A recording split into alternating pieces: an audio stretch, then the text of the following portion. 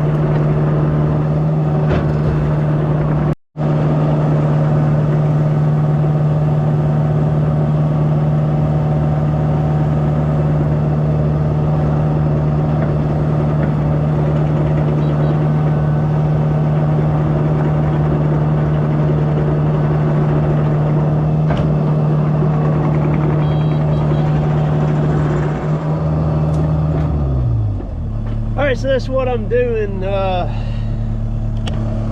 currently. Jump out here and show you what it looks like.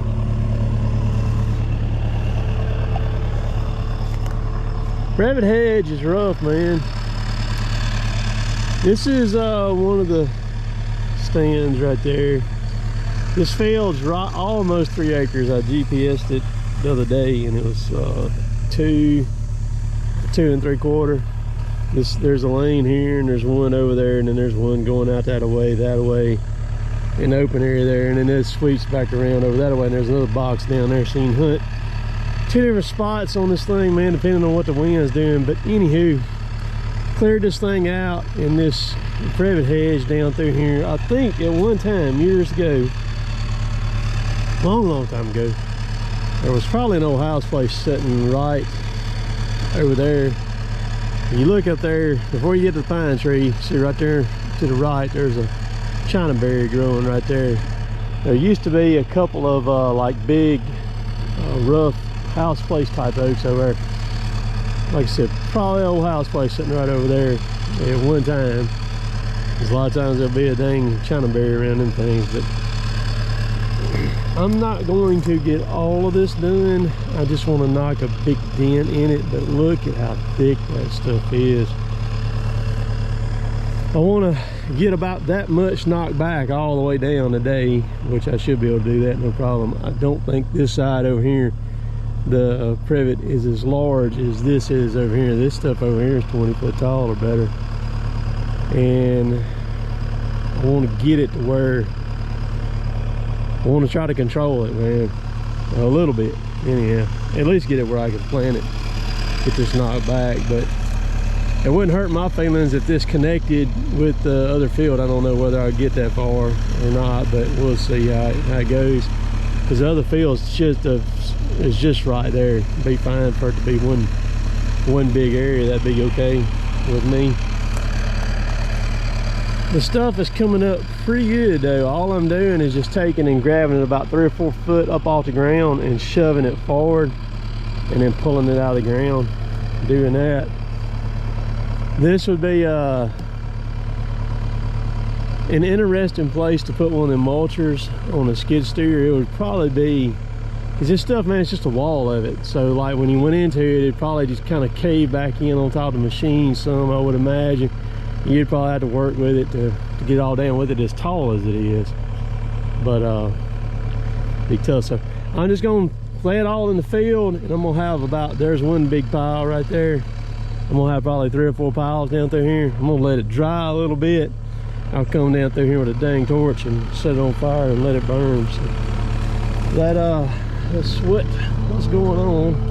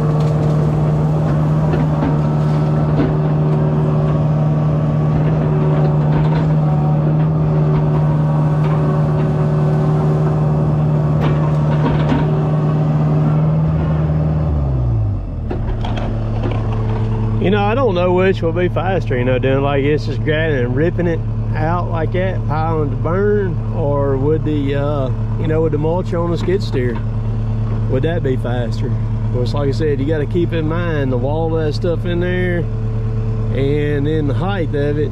It's at least 20 foot tall or so, all the way to the top of it from here, and it is quite thick in there too. So I don't know, I'll be interested to see one of them running here. Like I said, I don't know which one would be the most feasible to do this with this right here, but hopefully I can, once I get this back where I can, you know, plant this every year, keep this stuff under control here, that'll kind of help us out.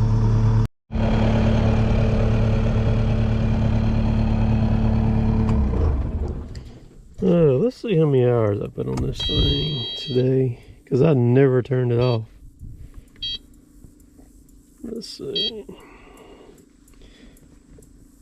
5.5. Oh boy. So that's it. I'm gonna let this burn right here. I got all the chips spread out. They'll compost down. Those over there, they'll just smolder where I pushed them up against the fire. The chips, though, you can burn them green chips up. Well, smolder them up. They don't really burn, they just smolder. But the only bad thing about doing that is you need to be in a location where it doesn't really matter, like this right here, because the smoke that comes off of them things is horrendous. I mean, it just don't quit till it smolders them all the way up, man. You see how that one's coming out right there? That's what it'll do. It'll just kind of smolder, just like a cigarette or a cigar. And it may smolder this whole thing up right here, which it does not matter. It ain't gonna hurt it a bit if it does, but because it's all contained or whatever, it ain't going nowhere or anything. Because it's got this road right here, and it's wet enough now too. By the time this burns up, it ain't gonna hurt anything. All right, we about to head to the house. Appreciate y'all watching. I thank y'all, a lot of y'all that tune in day and day out and watch the videos. You know who you are. I appreciate y'all. We'll catch y'all later. Later, taters.